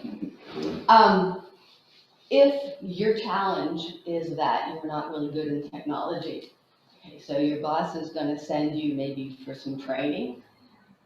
Maybe next year you'll have gone to that training, maybe you're a little bit better, but you're never gonna lead the new introduction to, you know, new software that the company is buying. You're never gonna be that, because I mean, we are who we are. We have our strengths, we have our areas of challenges. So I think we all have to be patient if someone complains about one of us that's not doing this as perfectly as they should.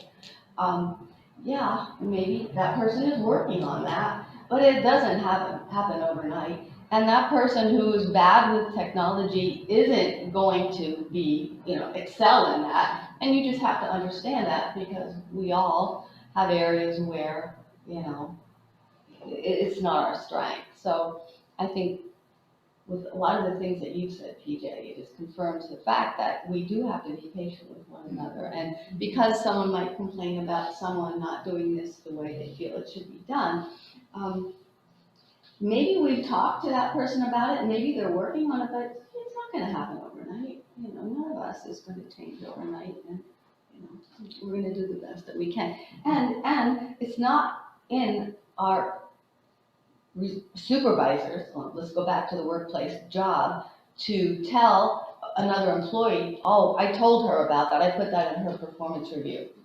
That's confidential, that's between you and the person that you're working with, and it really shouldn't be communicated outside of the two of you. So, we can all kind of agree that that makes common sense.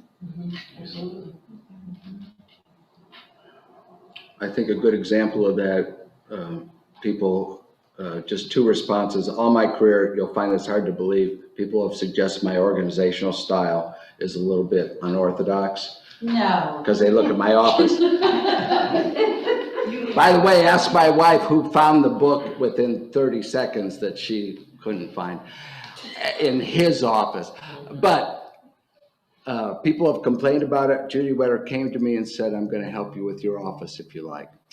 Now there's a novel way to help somebody. Help somebody with their weakness, don't. Didn't last though, did it? Well, poor Judy did the best she could. And then COVID, speaking of things, COVID is what did that. Okay, I'm done. I just wanted to say I'm that. still kind of speechless at the idea that you have an organization.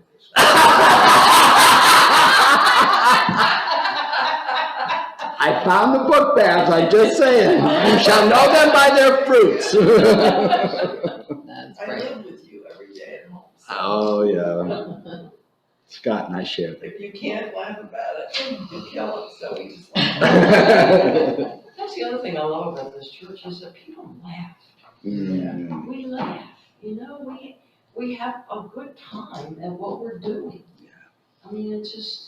I recently, and I shared this joke with you, I recently had a funny joke. And when I heard it the first time, it was funny and I just laughed. And PJ told me a couple that were really good too, that started the thing, but anyway. And I realized I hadn't laughed very much during COVID. No, none of us have. No, and it felt physically good to do that. Mhm. Yes. It does. You can only tell it so many times so you don't laugh as hard as you keep telling it. Is there anything that's on your hearts or minds that we haven't talked about, or that? Dorothy told me she has Oh, something to share. Hold on a second, Dorothy. Let me get you full screen. Okie dokie. Okay. As I said in the beginning, I came to understand what the CRC does and how it works. And I was very impressed. I think I have a pretty full understanding of how it works. And I've been impressed to hear the comments from each person, and especially the people who are on the committee and how they do what they do. And I find it quite impressive. But I will tell you one thing. I will never be a member of the CRC. When I was taking management courses, I got pretty much straight A's, and I got a B in personnel relations.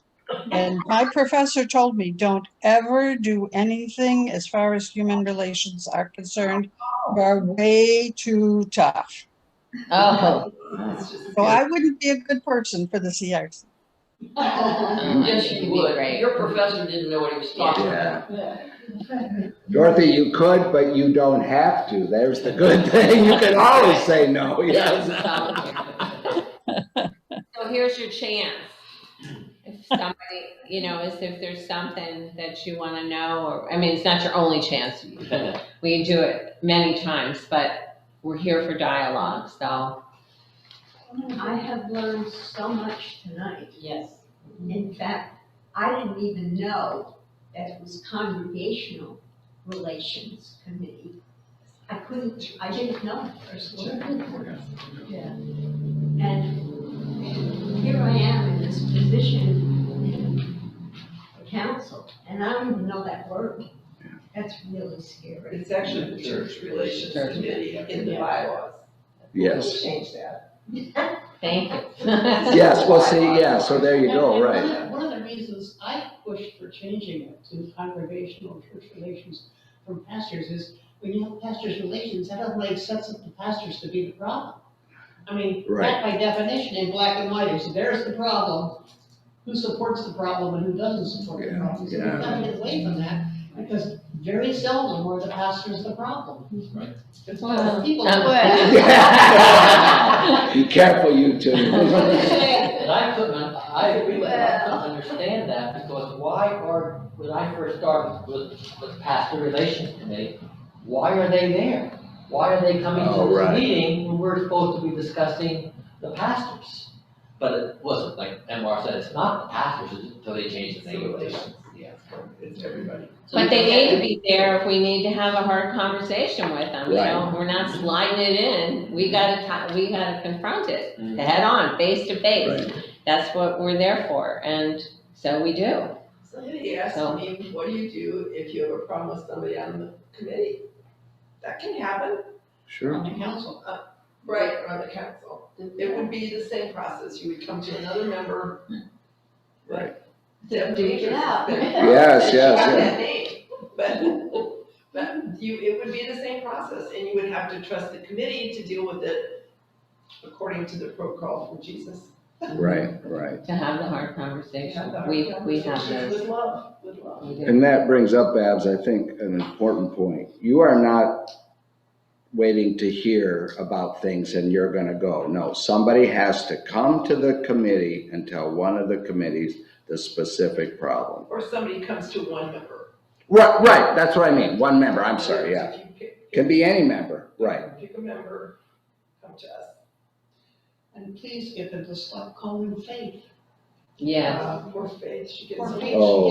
she gets all the gossip. That's not her job, and so watch out for, Protect her a little bit. if you're suggesting, call somebody, if it's important to get to the pastor's. Yeah, advice, call one of the, Tell them to one call of us these. directly, do not call Faith, Yeah, poor girl. Emma, would it be appropriate if somebody was doing that a church relations committee member went to them and said, please talk to us about this instead of complaining to everyone else? I think that could work, I think we'd have to talk to Faith first and say, Faith, is it okay with you? Well, it's not just faith, Well, Yes, it would be appropriate always to refer them to. because, I mean, the circumstance, if people feel they're not being heard, Yes. they're gonna continue to find an audience. that's right. So that's your gossip chain, right. Yeah, because, it's And- just and gonna we will be continue, an audience that- continue. does something, I don't know what we'll do, but we will do something, we will confirm it, we will change it, we will say this, we can't do any more about this, whatever. I can tell you, once, years ago, most of the congregational, then called the pastor relations committee, actually went to the house of some people in the church Mhm. who had plenty to say to us. They ended up asking us, please don't leave, please stay for coffee Mhm. and whatever, and it just broke the ice because somebody listened. Somebody listened, so we will listen. Tell me this, if I went to, Oh, you can, it'd be a big problem. I know that, but I hand it to you. Carol, if I came to you with something, do you have a little meeting with the rest of the committee? It would depend on the situation. I probably would say to you, have you spoken to this person Okay. about this? Okay. Can somebody, yes, I haven't, and nothing gets done. Okay, great. Could somebody come with you to have the conversation again? Okay, yes or no, or sometimes it's so big that it would be an immediate, let's call a meeting for that, depending on what it is, I would think it would be important for the person coming, if they wanted it to go to the whole committee, to say that. Because sometimes complaints come from somebody who complains 14 times a day about the way the wind is blowing, and it's our fault. Yeah. And you can't take that to the committee, every little thing to the committee. But if they wanted to go to the whole committee, I think it's important to say so. Although, to be fair, it will be mentioned in a meeting that somebody did talk about the 14 different ways that the wind blew. Right. So it isn't that someone unilaterally decides this is not going to be discussed, but it won't, Can it wait but it for, will be updated as a, yes. can it wait for a regular meeting, or is this, like, you know, once a quarter at most is what they're scheduled, but if something comes up, Carol is on the phone or emailing. That warrants an emergency meeting, but it takes something pretty. Linda's trying to get a word in Linda's been trying to too, say something. Jamie. No, go ahead, I'll defer. Go ahead. You know, you were saying earlier about, you know, periodically you let the congregation know about what CRC does and that sort of thing, and I think that's a good idea. You know, the follower could get bigger and bigger. I mean, the follower is a wonderful vehicle for constantly putting things out there in front of people, because you're gonna have people in this congregation that are never gonna read anything you put out there, ever. And then they have to, some that have to read it 5 times before they get it. But, you know, just something, and I'm just making this up, but I mean, you know, we had a wonderful time at the CRC, you know, the council members came, they learned about the structure, and somehow work in the fact that, you know, that faith is not a person that you know, I mean, I don't know how to do that right off the top of my head, but I mean, Karen these are knows, 'cause she's a therapist. She'll know how to say okay, it. but I mean, these are the kind of things that could go into the follower. Right. And, you know, we can highlight a person in the follower. Let's highlight Faith, what she does, and the things that behind the scenes that nobody knows about, that she deals with. I mean, she's actually coming to our retreat because she sees it, she feels it, she hears it. All That's you know? fantastic. And, Yeah, that's a really great idea. Yeah, and, but you know, so maybe these are the kinds of things that we can begin to develop in the follower, to let the congregation know who we are. I'm kind of thinking that a meeting like this with every new council. I like what you just said, BJ.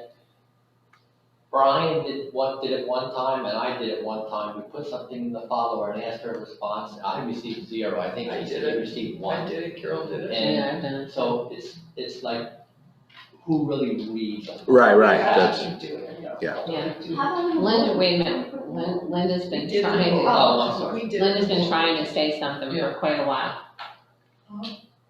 I'm glad I know this information. Communication in this church is the problem. You have to tighten screws a little bit. I agree. Because things get into the bloodstream of the congregation by word of mouth, and it's really a miscommunication sometimes. Right. And we're all responsible for that. And I think it's a constant process. I don't think we can do it really good for a couple months and then stop. Right? It's constant. And I think we all get a little tired of that, but we need to. One of the things I like about the Catholic Church is we've done everything you want to do, you should do it, you can't do it. So you know if you step over the line, you step over It's the a line. lot less messy. Yeah. This is like cooking stew. Yes.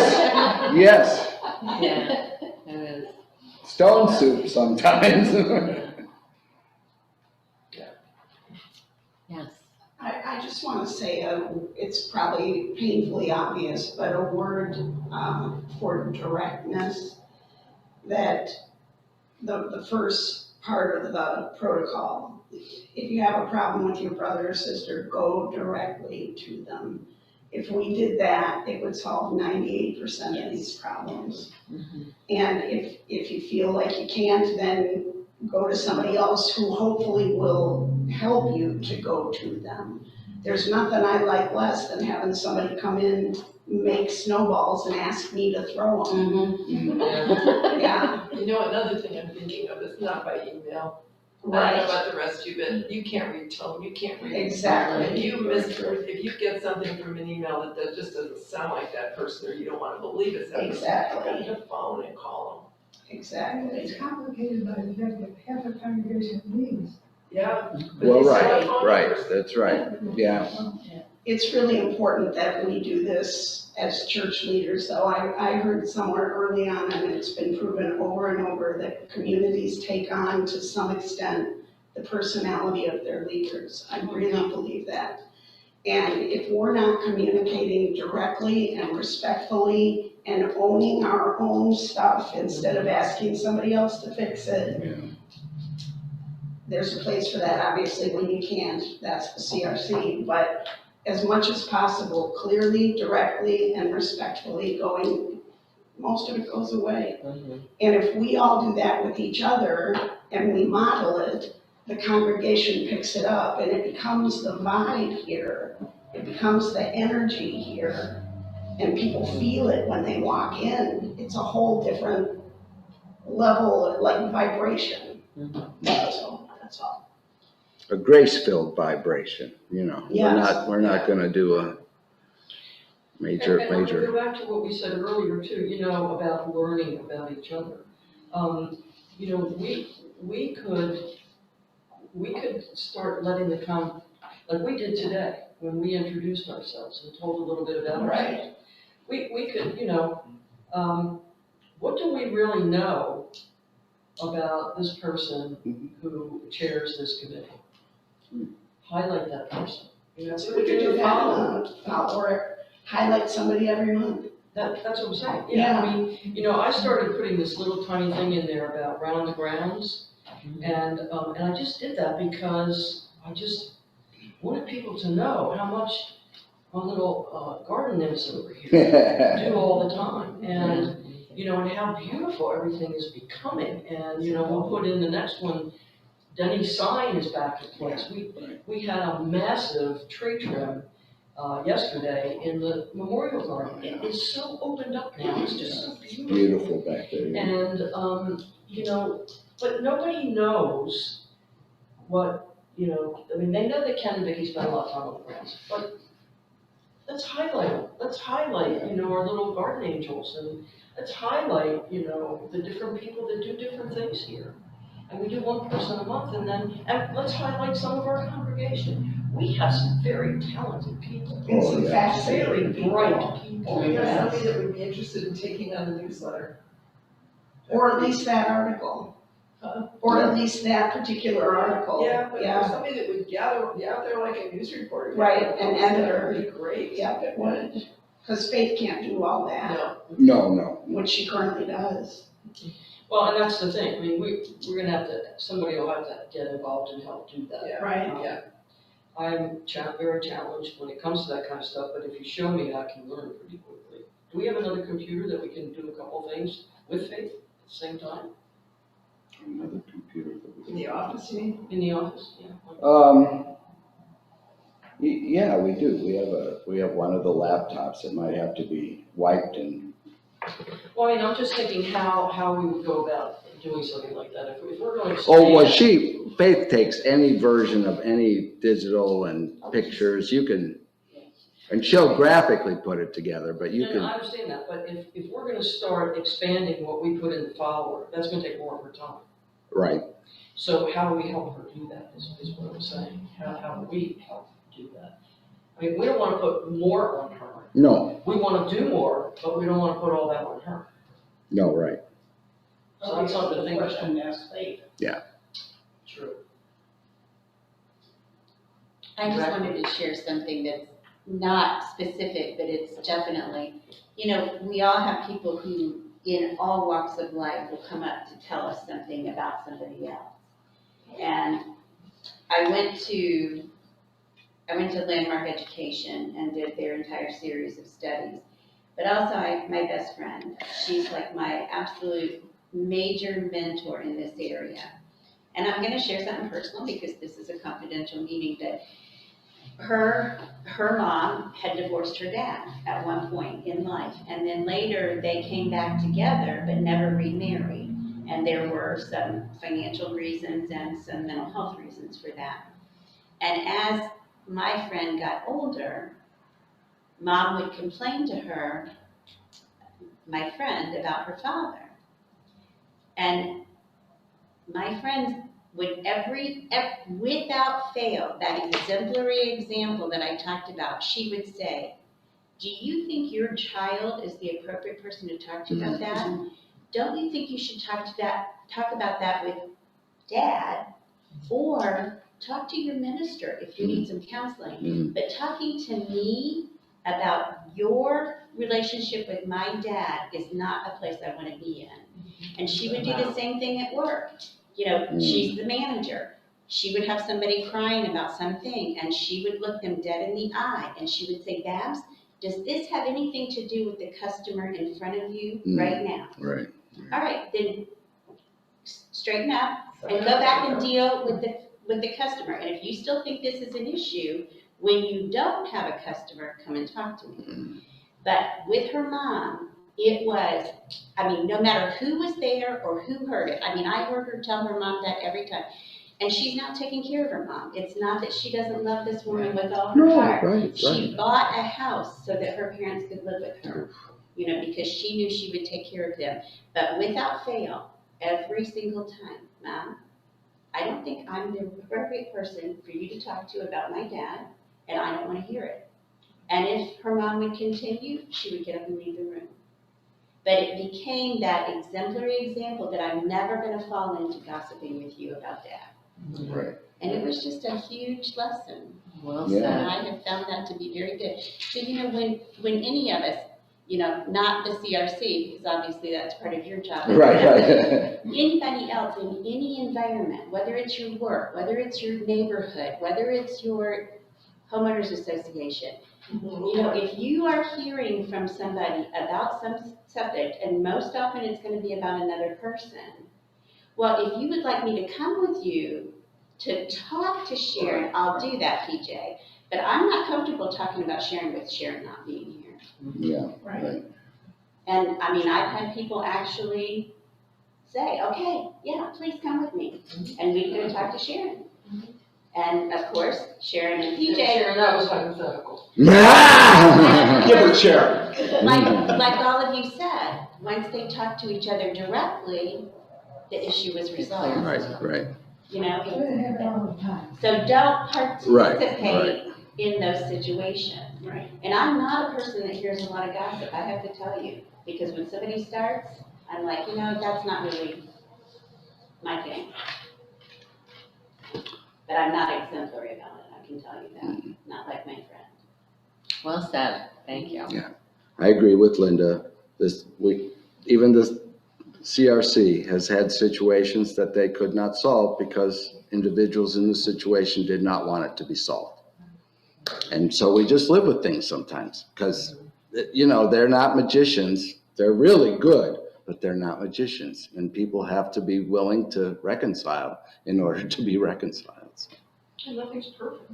No, exactly. Yeah. So, Anything else from the council that you had some concerns or heard from other council members or whatever about you in the guys? meeting? Yeah, gossip about us. No, any other questions or yeah. Anything that's. No, I mean, you know, I think, I think we need to, I think we need this council retreat. I think we need it, we really do. I think everybody's stressed to the max and everybody's trying to do the right thing. And, so I'm looking forward to that. And I think it's gonna help a great deal. Right. Getting to know each other, I think we'll work better together.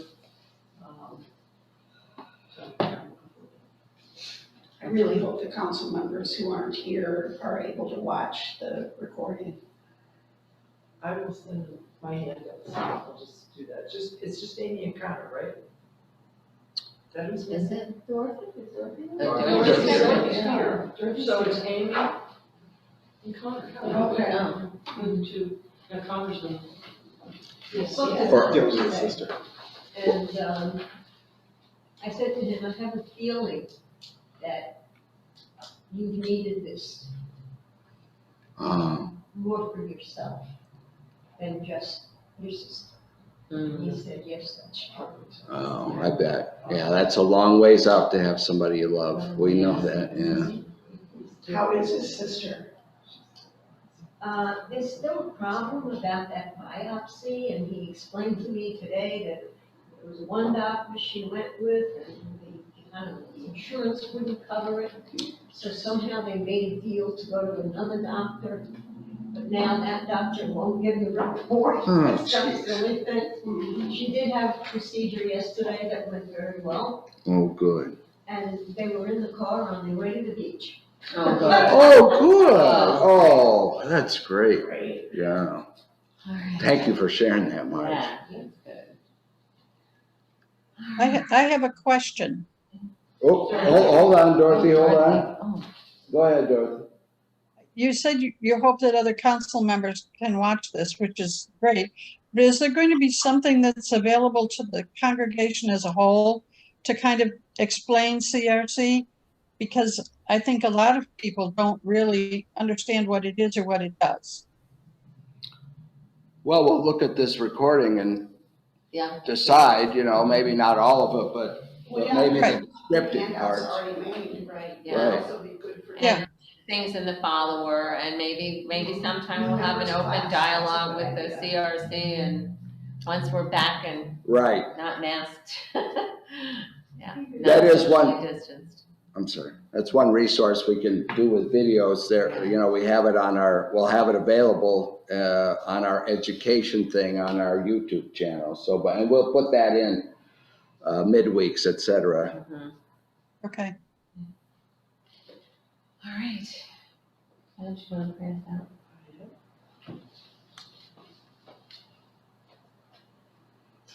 Gracious God, thank you so much for this evening, for the exchanges among us and between us, and for the love in the room. We asked that you were among us, and you clearly have been here, and we are so grateful for your presence tonight. We ask that you bless each of us in our travels home now in the days to come, that we will be able to overcome the distances that may be among us and begin to see each other and enjoy each other as brothers and sisters in you. And we ask this in your name. Amen. Amen. Well, thank you all for letting us know. Yeah, thank Thanks for coming. Thanks for your input. Maybe you can hear it on the radio. Oh, It was. So what can we do to help move things back for you? So, hold on.